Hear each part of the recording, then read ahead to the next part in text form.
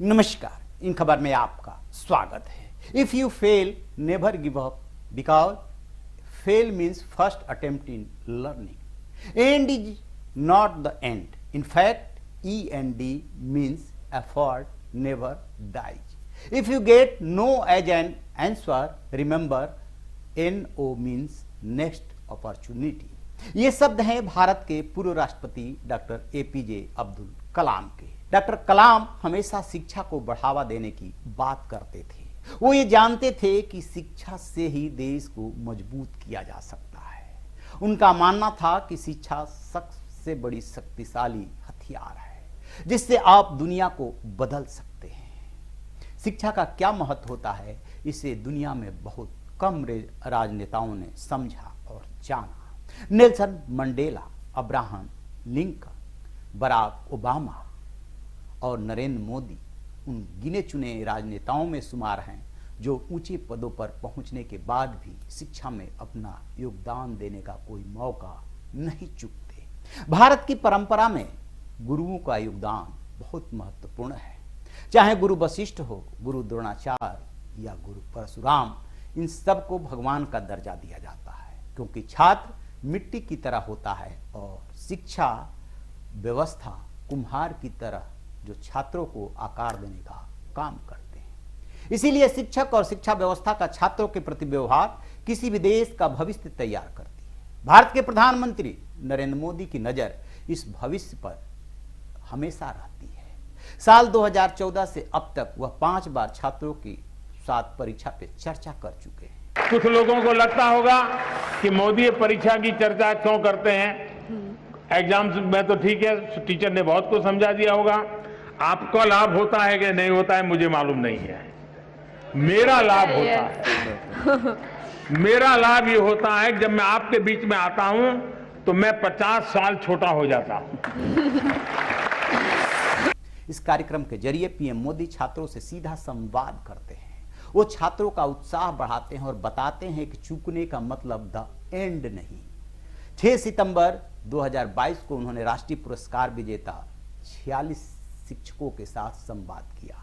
इस दौरान उन्होंने कहा कि शिक्षक वही होता है जो छात्र के प्रति पसंद और नापसंद का भाव नहीं रखता है। गांधीनगर में स्कूल ऑफ एक्सीलेंस के उद्घाटन में पीएम मोदी खुद छात्रों के बीच बैठकर उनसे बात करते नजर आए थे। उन्होंने कहा था कि 4G अगर साइकिल है तो 5G हवाई जहाज। हमारी सरकार 5G की रफ्तार से शिक्षा के लिए काम कर रही है।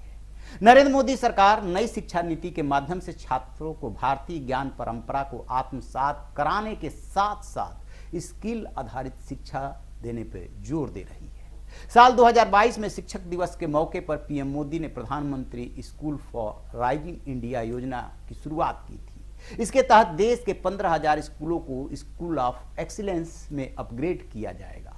मोदी सरकार के कार्यकाल में केंद्र सरकार के स्कूलों में 14,000 शिक्षकों की भर्ती हुई। पिछले 8 सालों में सरकार द्वारा देश में 14 एम्स, 7 IIT, 16 IIIT और 13 IIM की स्थापना की गई। 2014 में शिक्षा का बजट 83,000 करोड़ था जो आज 1,04,000 करोड़ है। शिक्षक जहां व्यक्ति निर्माण करता है वो वहीं उन व्यक्तियों के लिए घर से लेकर सड़क तक का निर्माण मजदूर करते हैं। अगर देश को शरीर के रूप में माना जाए तो छात्र उसका दिमाग है जबकि मजदूर रीढ़ की हड्डी। प्रधानमंत्री मोदी का देश के मजदूरों से विशेष प्रेम है। अप्रैल 2016 में प्रधानमंत्री नरेंद्र मोदी सऊदी अरब की राजधानी रियाद में L&T कर्मचारियों के आवासीय परिसर पहुंचे थे। इस दौरान पीएम मोदी ने मजदूरों के साथ चाय नाश्ता किया था। जून 2016 में प्रधानमंत्री कतर पहुंचे। यहां पर प्रधानमंत्री ने राजधानी दोहा में वर्कर्स मेडिकल कैंप में भारतीय कामगारों के साथ भोजन किया था। साल 2019 का वह पल कौन भूल सकता है जब प्रधानमंत्री नरेंद्र मोदी उत्तर प्रदेश के प्रयागराज में साफ सफाई करने वाले मजदूरों के पैर धोकर उनका सम्मान करते नजर आए थे और महात्मा गांधी की विरासत को आगे बढ़ाते हुए दिख रहे थे। पीएम ने उन्हें असली कर्मयोगी भी कहा था। पीएम ने सितंबर 2021 में नए संसद भवन की साइट पर निरीक्षण किया और मजदूरों से बातचीत भी की थी। उनसे कहा कि वह एक पवित्र और ऐतिहासिक काम में लगे हैं। काशी विश्वनाथ कॉरिडोर के उद्घाटन के मौके पर पीएम अपनी कुर्सी छोड़ करके मजदूरों के बीच गए थे, उनके साथ बैठे थे, उनके साथ फोटो खिंचवाई थी, उन पर फूलों की वर्षा कराई थी, साथ में भोजन भी किया था। छात्र मजदूरों के अलावा प्रधानमंत्री खिलाड़ियों का हौसला अफजाई करते हुए कभी नहीं चूकते। ओलंपिक पदक विजेताओं के साथ उनकी मुलाकात सुर्खियों में रही। इसको आइसक्रीम खिलाना है, मैंने प्रॉमिस किया था उसको।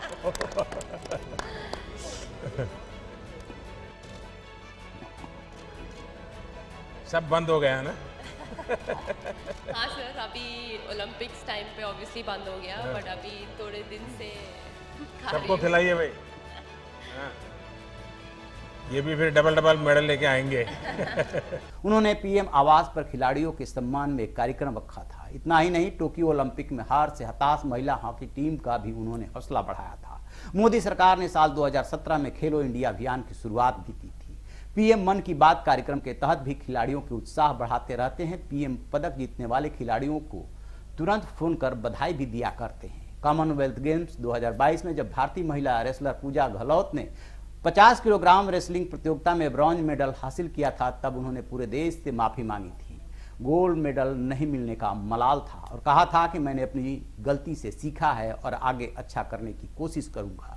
पूजा के इस बयान के बाद पीएम मोदी ने ट्वीट करते हुए लिखा कि पूजा आपका पदक जश्न मनाने के लिए कहता है, माफी के लिए नहीं। देश के खिलाड़ियों का पीएम मोदी द्वारा जो सम्मान और स्नेह दिया जाता है वो अपने में बेमिसाल है। प्रधानमंत्री वो शख्सियत हैं जो न केवल विदेशों में देश का डंका पीट रहे हैं, बल्कि विश्व गुरु का खोया गौरव प्राप्त करने के लिए मजदूरों से लेकर नौजवानों में आत्मविश्वास, आत्मसम्मान भर रहे हैं। उन्हें विश्वास दिला रहे हैं कि देश के निर्माण में हर किसी का योगदान जरूरी है। किसी भी देश को मजबूत और महाशक्ति बनाने के लिए जरूरी है कि उस देश का हर नागरिक आत्मविश्वास से भरा हो, उसमें ये भावना कूट कूट कर भरी हो कि यदि वह चूका तो देश चूक जाएगा। दरअसल जो भी देश का नेतृत्व करता है उसकी जिम्मेदारी होती है कि देश के नौजवान, किसान, मजदूरों में वो आत्मविश्वास को भरे, उसमें यह एहसास कराए कि यदि तुम चूके, तुम अपना काम अधूरा किए तो देश का काम अधूरा रह जाएगा। 140 करोड़ के देश में जब तक हर नागरिक ये नहीं सोचेगा कि उसका प्रयास, उसका काम देश के लिए बहुत जरूरी है, तब तक देश अपनी ऊंचाइयों तक नहीं पहुंच सकता। और पीएम मोदी इसी भावना को कूट कूट करके नागरिकों में, मजदूरों में, किसानों में, नौजवानों में, खिलाड़ियों में भरने की कोशिश करते हैं। रहिए न बेखबर, देखते रहिए इन खबर। Thank you. इन खबर चैनल को सब्सक्राइब करें